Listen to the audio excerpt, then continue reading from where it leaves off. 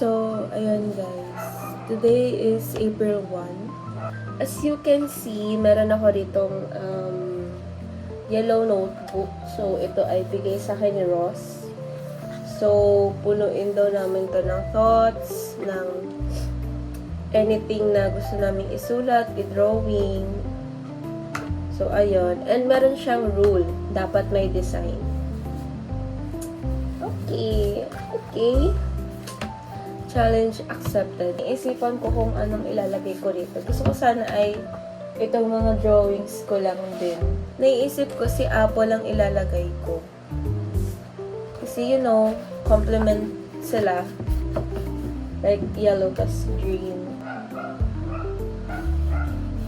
Ayan. Tapos, i-flip natin ating dag-ana ng mga gamit. Para mag-flat. Gusto ko sana ang theme lang nito ay purong yellow. Since yellow yung bigay niya sa akin. Ayun din pala, sabi sa akin ni Ross, nakikita niya sa akin ng color yellow. Nahanap ako ng inspo. Ayun, daisies. Ang cute lang kasi ng daisies, para silang dainty lang. Maliliit lang, cute. Cute size. And meron akong painting nun. Ayan. Daisies. Ayan. Fixed na siya in place. So, kompleto na. Dito ating notebook nating de-designan. Okay, tama.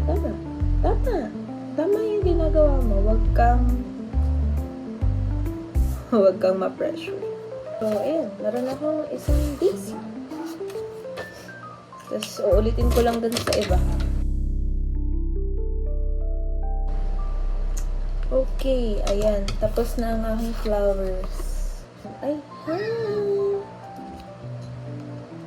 Ay, okay, bye! Didikit ko muna sila somewhere. Kalag na kayo sa glue. So, ayan. Girl, ano kaya ba today? Taplak natin dito. Yan. So, habang pinapatuyo ko to, may bigla akong naisip. Kailangan ko kasi ng leaves. Ayan. So, ulitin ko lang din to. So, nag-drawing lang ako ng dalawang maliit, dalawang malaki.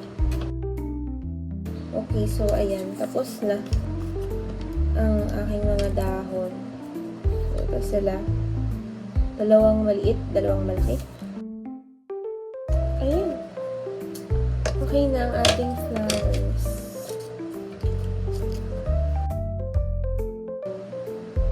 Okay, masaya na ako dyan.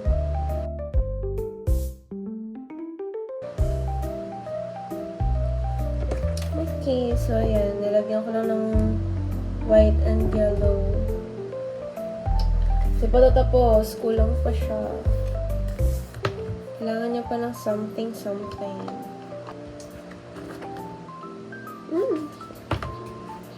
I like that. Okay. Totoo ako. Pwede ako mag-rhinestones.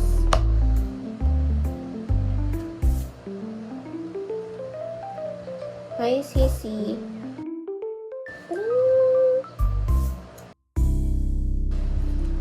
Ito yung flowers ko. Tapos, akin lang din silang mapakata ng black.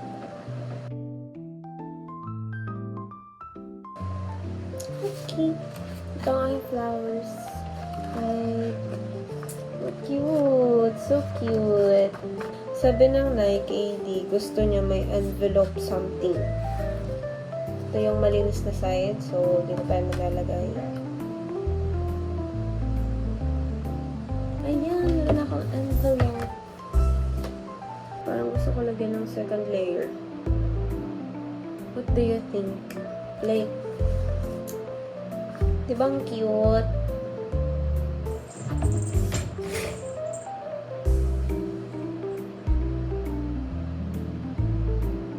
girl. Mm. Tapos, gugupit ako ng isang flower dito. Ano, ang cute. Pa kayong pwedeng ilagay. Ay! Ano ba? Perfect. Sakto siya ay green.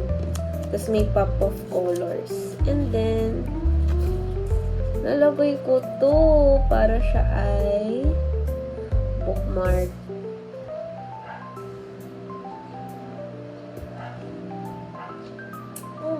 Just do whatever your heart desires.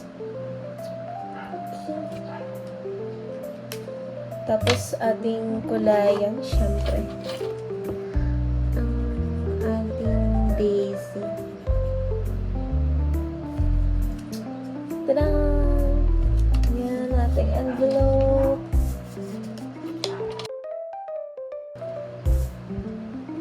Okay.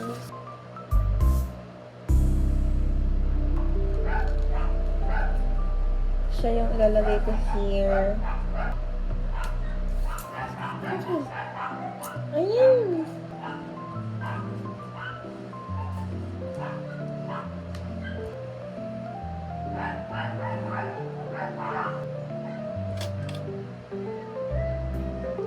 Ito ang aking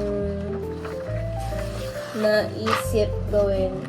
So, susulatan ko lang din talaga siya. Okay, tapos na. Ayan, ang aking first message.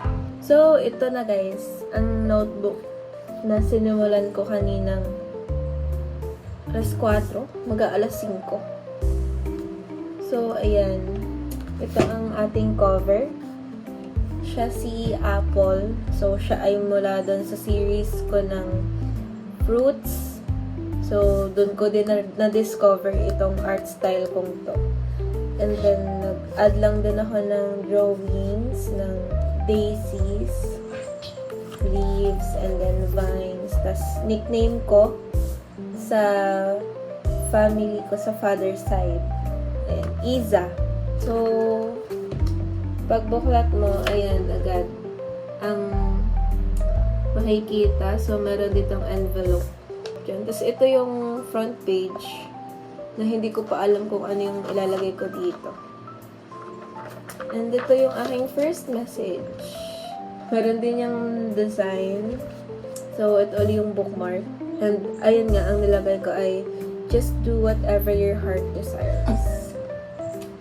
Yun lang. Little reminder lang din for myself.